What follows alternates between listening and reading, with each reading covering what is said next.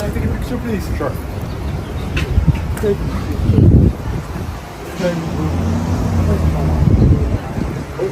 Come on, come on, come on, come on, come on, come on. Guys, do a selfie. Let's go, let's go. Time is money.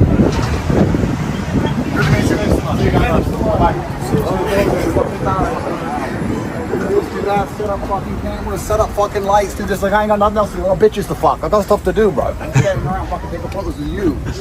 You know what's funny? We do this, we stand there and we put this, let me do this, let me get him, let me get him. Do I work for you? Are you gonna pay me? I'm like fucking, you gonna pay me? Where's my money?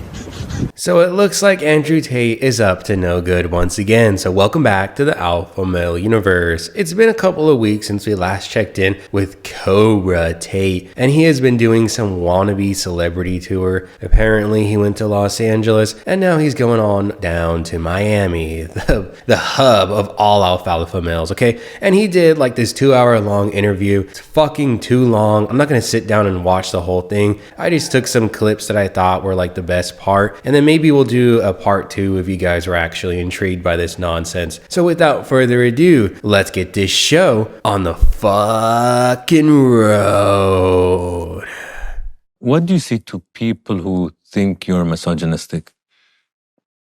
And I want to make a little point here. Sure. Before we continue, because I feel there are certain terminologies on the internet that are very loosely used. For example, misogyny, if you go to the Greek background, it's hating women as a group. So it's a human who just doesn't like women as a whole.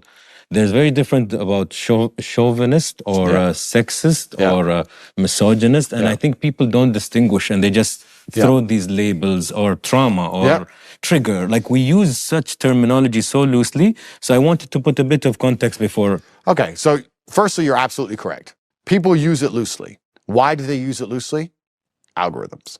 You know, there was a really interesting video once when I was first thrown in jail. People used to walk around America and go up to random girls on the street and say, what do you think of Andrew Tate? I don't like him. Why? He's a misogynist. What does misogynist mean? And they couldn't answer. They were just repeating what the algorithm told them, and they didn't even know what it meant. Am I a misogynist? Do I hate women? Well, if I hated women, I wouldn't have so many children, so of course not. Am I chauvinistic? Probably a little bit. I would say I'm realistic. That's what I am. If you're a realist, like if you're truthfully a realist, if you go through the world and say, you know what, I want to be as competent as possible. We're all playing a game. It's a game that I didn't want to play. It's a game that I was born into, and it's a game I cannot opt out of. It doesn't matter if I move to the deserts of Sudan, I'm going to need money. I'm playing an economic game. I'm playing an influence game. I'm playing a power game and a status game. I'm forced to play it. And I want to be as good at it as possible. So to do that, I need to learn the rules as well as possible. A grandmaster and an amateur move the pieces in the same way. The grandmaster just understands the game better. So for me to be a grandmaster of life, I need to understand the game.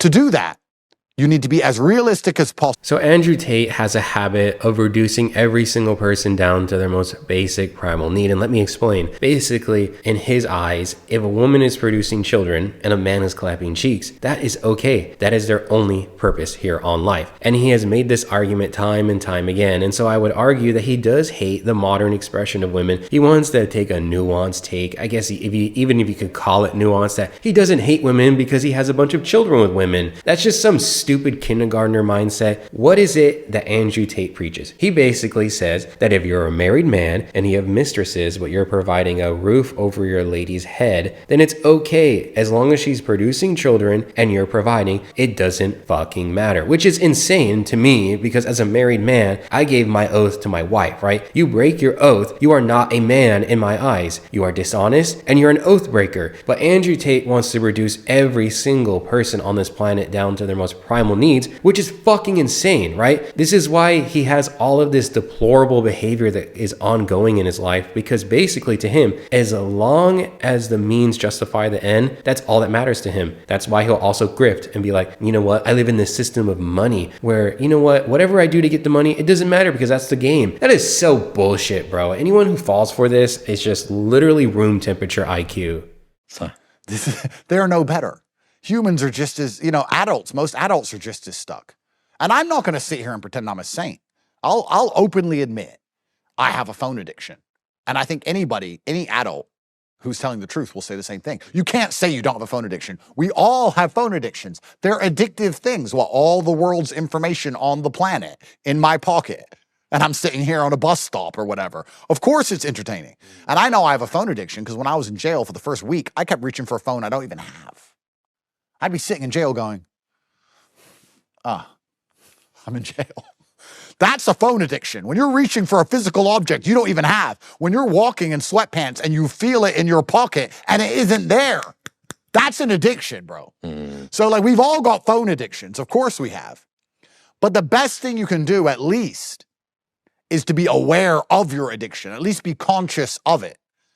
Andrew Tate is basically like the Kevin Durant of the AMU. He wants to sit here and say he never reads the haters' comments or watch videos that criticize him. But here he is saying that he has a phone addiction, right? And this is another thing that he does is that he'll say that, oh, everyone's addicted. I mean, I'm not addicted. I hop on my phone, play some Madden or whatever, and then hop off, right? I mean, sure, are some brain rot reels addicting to scroll? Yeah, but I can live my life without my phone. That's why sometimes I'm just off the grid and disappear for a couple of days, because it's honestly refreshing to just check out from the digital world. But Andrew Tate claims he's super alfalfa, but is brain rotted constantly on Twitter, seeing what the haters have to say about him. I often rearrange my apps because I'll catch myself like, I'll go to Signal and I'll go to WhatsApp and I'll go to Telegram or Back whatever. to Signal. And back to Signal and then check Twitter. And my thumb moves so automatically. I'm like, you know what? Let me just bingo this. Let me just change it all. Let's play Scrabble. And I'll move it all over so that I catch myself clicking on the calendar or some random bullshit app. And I'll be like,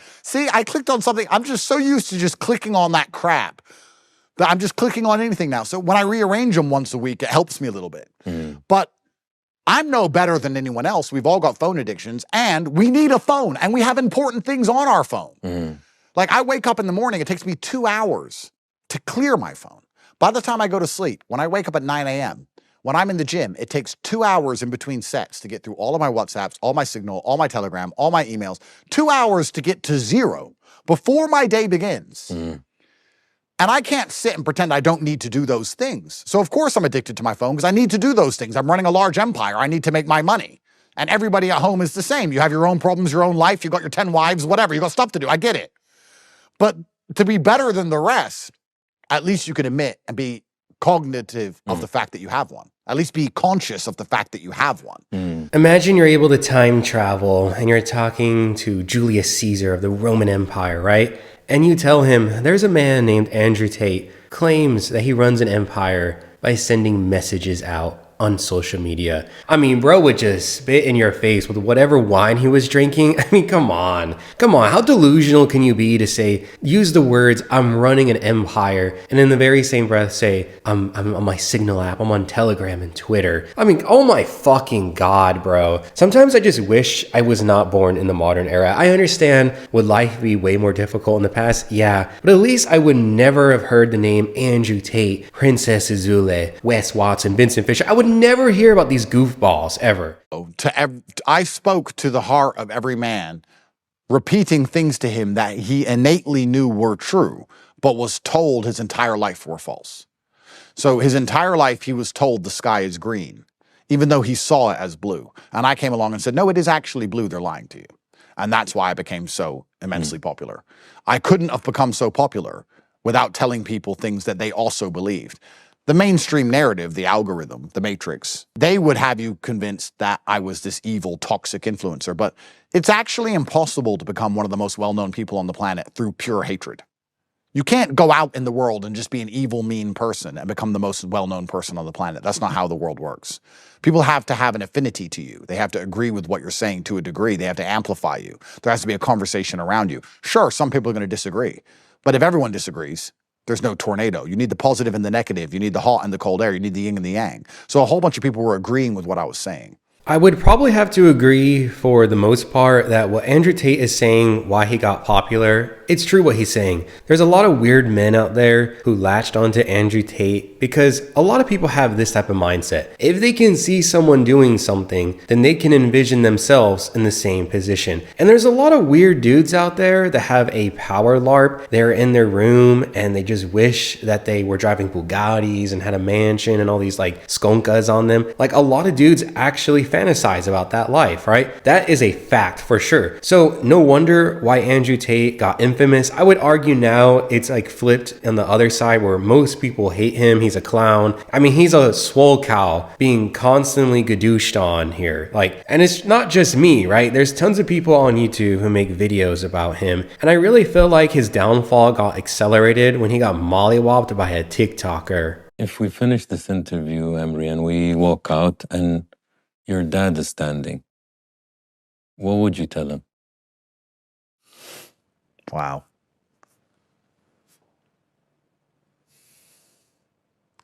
Of course, I'd have to tell him I love him.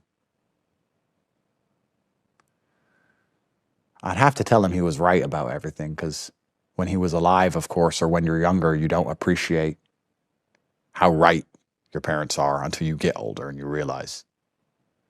And I know what he'd reply. He'd say, of course I was right, son. I fucking told you. And I say, yeah, I know. It's a really good question. I think I'd just have to validate the fact that he was right about everything, tell him I love him very much. And then probably the pragmatic question would be, how long are you here for? Are you back for good, or is this a temporary meeting? I don't know. But I'm going to be a little bit nervous walking out that door now. I know it's not going to happen, but you got me hopeful. Maybe he's here. He's around. There is always, for me, I always come back to a point where I say, Anas, you don't know shit in life. You don't know if they can hear you. You don't know if their energy. You don't know what is a soul. You don't know if they're gone forever. Like, you actually don't know. So just shut up and say, maybe. I see. Maybe. I see him in my dreams. He's around. I don't know exactly where. I don't know exactly how.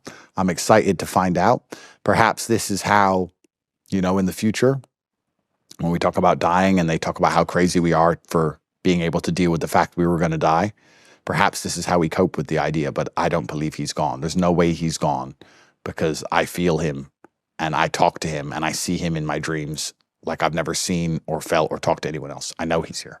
I know he's here, and I know he's proud of me. Glad.